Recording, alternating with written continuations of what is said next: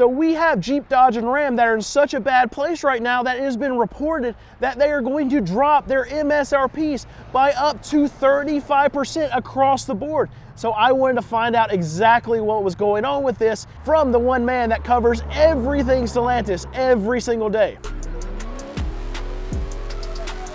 All right, so TK, tell me what Jeep, Dodge, and Ram are doing now with all of these discounts. So John Elkann has pretty much seen the error of, Carlos Tavares' ways. They have so much, not just 2025, but 24 and 23, and on the East Coast, 22 inventory still sitting on lots that they've decided to blow most of that out. Now, the 30 to 35% discounts are coming on 2025 and later inventory. They have even more insane deals going on 24, 23, some of that 2022 with lot rot stuff that's been, sitting literally for years on lots. Some of the largest car dealers, like out here in my area, out on the East Coast with Auto Nation, which they're out here as well, California and whatnot, are already publishing ads on anything 2025 and new, and it does not limit to any model. It goes all the way up to the Durango Hellcat, all the way down to a base model vehicle. It could, Pacifica, whatever the cheapest thing they sell, they're still cutting that $17,000 off these vehicles, which is an insane amount. But that's one thing I wanted to ask you too. Is this a cut that's going to be across the board? Are they just choosing particular models, or are they just saying, okay, everything, this sucks right now, we're in a bad way, and we're just doing across the board, we got to get rid of vehicles? Well, they knew that they were mailing in the fourth quarter of 2024, so we already knew that was like they don't even care what the numbers are going to be in January for this last quarter. They're more focused on getting the ball rolling for 2025, because everybody that invests in that company already knows that the numbers for Q4 are going to suck.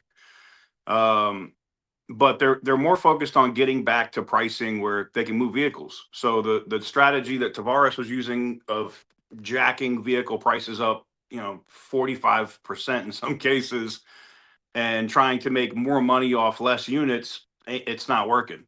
So literally the second day Ram brought Tim Kuniskis back, him and Antonio Filosa had a conversation, and that was it. They got the approval from John Elkann and they got to cut this MSRP.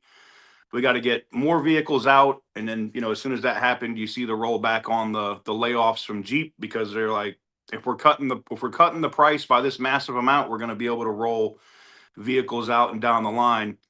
And it's already happening. I mean, some of the just a Jeep dealership, it's not even Tobin, that's in my area, that has already massively cut their 25s and their 24s and 23s that they had left over. I mean, it's been a long time since I've seen a Rubicon, very nicely specced out Jeep for $32,000. Those Right. Jeeps were going for 75 grand. So, and there's people in my comments. There have people out in Georgia, that was in Atlanta. What was the other one? Daytona Dodge or whatever. That somebody went and they just picked up a 3,500 tradesman Cummins 2023, and he paid 38,000 for that truck. I mean, that's insane. So yeah, I just got a email with an image of it was either 1,500 or 2,500, but the truck was listed at like $53,000, and the dealer was taking 17 grand back of that, and so it was going to be like a $35,000 truck. Yep. And I'm like, okay, if this catches on and they actually do this across the board, this is going to force the whole car market. But I wanted to pull up this image that you sent me earlier today, and it says what I find interesting. It said this is coming from an actual dealer, but a one price test market experiment. And I'm curious to know if all these dealers, if this is coming from like corporate, right, from Stellantis, from the upper end, saying, okay, we're going to try this out, where we just put the price out there, we're knocking the crap out of these cars. We're Yep. right now where they're dropping $17,000 off these Dodges and these Rams, Yep. and they're doing it in a way where these dealers don't have to negotiate because they're just saying, okay, here's the price. Yep. Please take these away from us. And do you So think this is going to be something that's across the nation at all these dealerships? yeah, so one of the things that Tim Kaniskas did when he came back in was he understood that a lot of the issues that were coming with Stellantis were customers getting screwed, right? I mean, Right. before I purchased my Demon 170, I literally I went through 9 different dealers, and then between $7,000 lug nuts, $10,000 tint, and I'm like, I'm a dealer. I'm like, I already know how this works. Just if you're gonna put a markup on it, put a markup on it. But that means Stellantis is going to punish you later. That's why they're not doing that. Well, Stellantis has figured that out. At least at Chrysler, Dodge, Jeep, and Ram, and Antonio Filosa is saying, hey, look, we're done with this. Let's test this out. Flat price, cut it to where we want at MSRP or, under sticker, and sell these damn vehicles and see if we can blow them out. And if it works well at this dealership, and they're testing it at the dealerships that move, they're in the top 5%. All these dealerships that are doing this, Tobin's huge, right? They sell a Big ton. volume dealers. Yeah, they're huge, right? So they're doing that at all these huge volume dealers to see if this works, then that's going to be the model moving forward. They'll be like, this is what the vehicle costs. There's nothing for us to negotiate. You want it, you don't. That's it. It's interesting. I know that we joke about this quite often, and we talk about Stellantis always being in the news, and it's like we gotta go by, and every time there's a news thing, like we gotta go by and kick this dead horse. And I Yep. know you probably get it in your comments, and you cover like Stellantis is your thing. That's what you cover. And I'm already getting in my comments that we're kicking this dead horse. And I say it myself. I'm so tired of talking about Stellantis. I can't even imagine how tired you are of talking about all this new stuff coming out of Stellantis. It's crazy, right? Because I was covering more after like dealer stuff, and then as soon as I started getting I was like, all right, cool. There's some Stellantis news. I'm going to cover that today, and then literally every day, it's like a recall. Somebody got fired. Somebody quit. It literally nonstop for the last 6 months. There hasn't, at least for the last 2 weeks, it hasn't been bad. I mean, you could literally just type in Stellantis news in Google, and they're literally bing, bing, bing, bing, like just nonstop with that company. It's easily probably the worst I mean, it has to be, in my opinion, maybe the most mismanaged company in the last 18 to 24 months than I may have seen in history. Maybe Mitsubishi back in the day, or Hyundai before they, turned things around in the, late 90s, but no.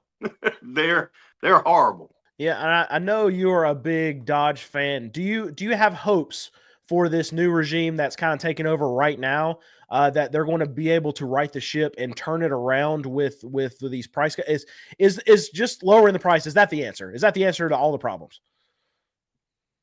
It's not the only answer. They're already doing some other things. Like they're definitely bringing V8s back to Rams. That's 100% happening. They've already extended the Hellcat out to 2026, right? With the Durango, and probably going to come back to Ram. They already have test mules running around Detroit with those in it. I don't know if that's going to be the TRX or whatever they call it, but I think if they're building stuff that people want, and that was their success before, right? Like you could go get a 3500 Ram, and it was always cheaper than an F250 or a Duramax, right? The Ram was always cheaper. Now the Ram costs more. Theoretically, they say it has more power with this inline six gas Hurricane crap, but it's not. People want that reliable, naturally aspirated engine. That's it. They know that gas force induction stuff is lesser life on those engines. People buy trucks because they want to keep them for a long time.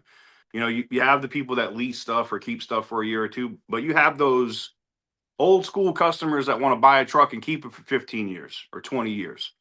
And you're not going to do that with some of the stuff that Ram has built in the last 12 months. So them cutting the price to push out what they already have now and get them back to pre-COVID or close to pre-COVID pricing is huge, because that's the issue now. I mean, jacking that MSRP up like 42%, I think is what it is on Ram.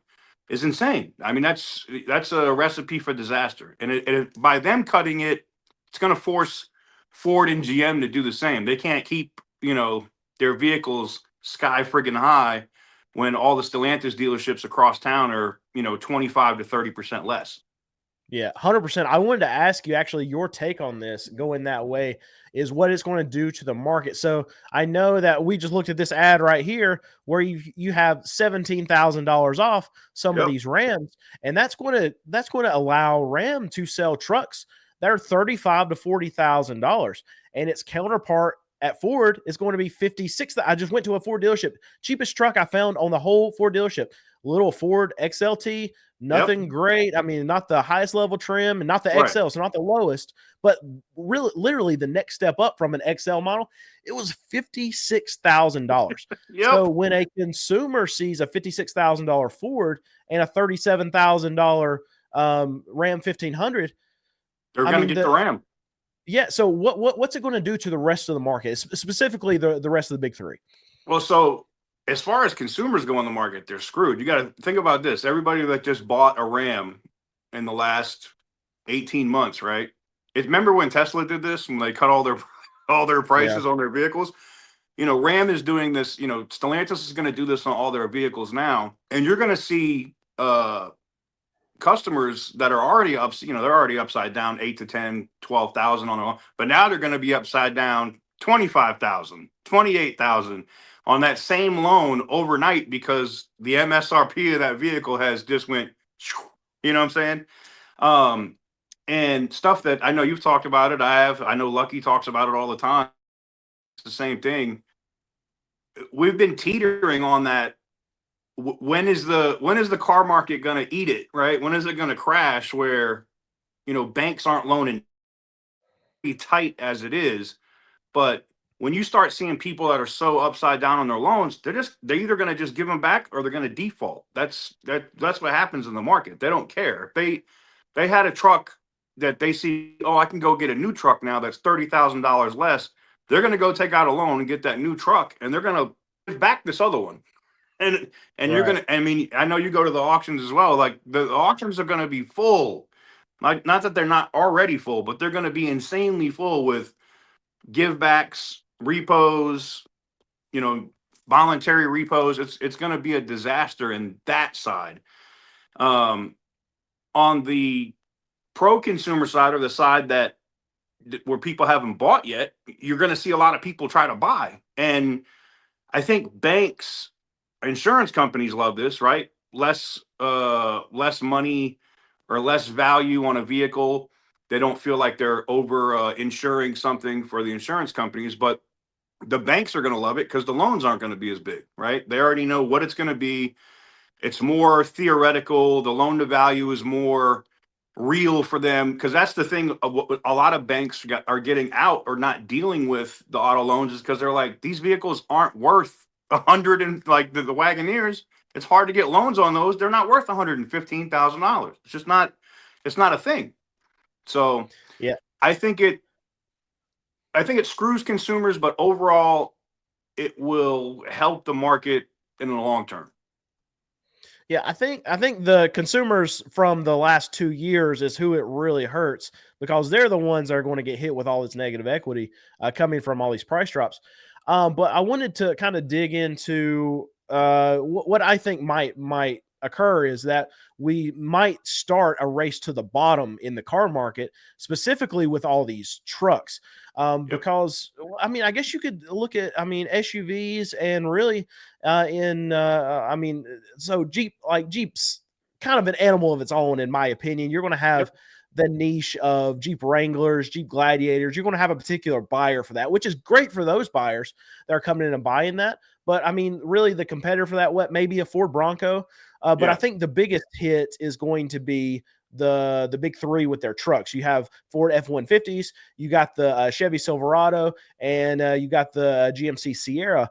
And I think that across the truck makers, this could create the first step of a race to the bottom. Because if you have these Ram 1500s that now you can access for $35,000, where the counterpoint in Ford is $56,000, well, it's going to force force Ford to then lower their prices, and they got to get pretty close to that $35,000 price point if they're going to compete with Ram.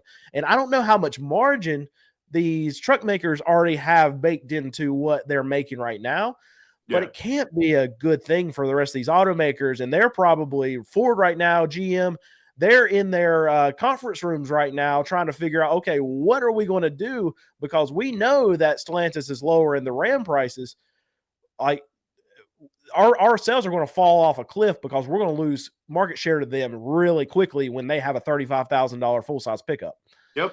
And not just that, they're getting back to, I mean, they canceled the Classic. They're not making that now, right? But they're taking their, their tradesmen, their bighorns, they're getting the lesser trims. They're manufacturing more of those now than the higher trims, because they're saying for 2025, for this year, we're going to blow, because that's what dealers want, right? They want those vehicles that they can afford. They can't. Most dealers, you don't have people coming into a Chrysler Dodge Jeep Ram dealership to buy $105,000, regular 5.7 or 3.0 Hurricane pickup truck. The TRX is a different animal. It's a different situation. That's a niche thing, or just like the Raptor would be at Ford. But the average consumer, even if they have money, is not buying $100,000, 1,500 pickup truck. It's just not happening. And they've at least have now at least seen that. And that's why you're starting to see these massive cuts come across the board. And it is going to push Ford and GM to either to match it, or they're going to lose market share like crazy. And do you feel like the reason why Stellantis has had to make these changes, do you think it's more on bad decisions from Stellantis's point of view, or is it more a signal of the consumer being really weak? Because Ford's going through a similar thing where they're finding out, okay, now like the Bronco that was really hot a year ago, now they can't sell them, so they're pulling back production. And that's a tell, I feel like, on the consumer more than it is on Ford. But maybe in Stellantis's case, it's both. Stellantis is some of it's the decisions that were made. Like, I mean, Ford and GM were excited. I mean, when Tavares is jacking prices up, they're like, well, cool, we can be slightly less than them and have to be honest, a better product, both GM and Ford, and be slightly less than what Stellantis is trying to build these Mercedes/Lexus luxury friggin' pickup trucks and sell more, right? And Stellantis is now seeing, oh, wait a minute, that don't work. We can't do that. And as soon as Tim came back, you saw all the stuff. It was like a switch got thrown. And now it's going to be, can GM and Ford adjust to the market as quick as they did in 21 and 22 during COVID when they started jacking the prices up? Are they going to be able to go to follow Stellantis to the bottom? Because that's going to be the thing. If they're going to be able to ride those prices and get their suppliers and make I don't want to say a lesser quality truck, but you're not building Denali's and High Countries all day. That's the you're not building King Ranches at Ford. They need to focus on those XLs, XLTs, LS, LT trucks at GM that customers can actually afford at a reasonable price, not $65,000. Yeah. So, in my opinion, I hope happens. I hope they cut all these trucks by 30-35%, and then I hope they sell the crap out of them, because then Ford's going to do the same thing. And I hope when they do it, I hope they sell the crap out of them. And then GM and Chevy, I hope they do the same thing. And then they sell the crap out of these trucks, because it's going to show to these automakers that the way that you're going to move stuff is by going back to the volume game and actually getting to that $35,000 to $40,000 price point on these trucks. And I know a lot of people down in the comments will say, well, $35,000 is still too much for a truck. I mean, you know what? That's the way that the market has gone. I mean, prices go up every year. I know in the last few years that is going up by so much money that now it's unattainable. But I feel like if you get down to that $35,000 price point, that's where it feels like, I take your take on it, but that's where it feels like these trucks should be priced at. I agree 100%. I feel like those first, second trim level trucks, that's their value. That's where they're at right now. Compared to non-trucks, other vehicles in the market, comparable, size, room vehicles. Yeah, 100%. But they're not worth 65, 70, and that's the problem right now. I'll tell you, I went to a Ford dealership yesterday to film a video, and they had probably about 20 trucks sitting there, upper level trim, $132,000 for these trucks. It's the truck market. It's out of control. That's why we need Stellantis to come in here, and we need them to succeed at these price cuts, because it's going to push down the whole rest of the market. Yep, I agree. I 100% agree. Yeah, and if we get velocity of money moving through the car market for a lot of these new car dealers to sell more cars, guess what? I'm a used car dealer. I need them to get some freaking trades. So that's going to push the used car market too. So I hope in Stellantis' infinite wisdom, they're the ones that start this whole big domino effect of pushing the new car market down. Let's create some volume, and then we can get some used cars into the system, because that's the only way I get used cars is from new car trade-ins. I need those to be cheaper too. And I think just if we can get some kind of momentum downward, and for auto manufacturers to see that it works, then it could fix the whole car market. Except for the people that bought cars over the last 3 years. There's no saving them at this point. Nope. Yeah. So, all right, TK, I want to thank you for coming on and being a part of this. We're going to put a link to his channel down in the description below. Make sure you go check him out. If you want to know anything about Dodge, Ram, Chrysler, Jeep, do you cover Fiat at all? I think Fiat's not even worth talking about.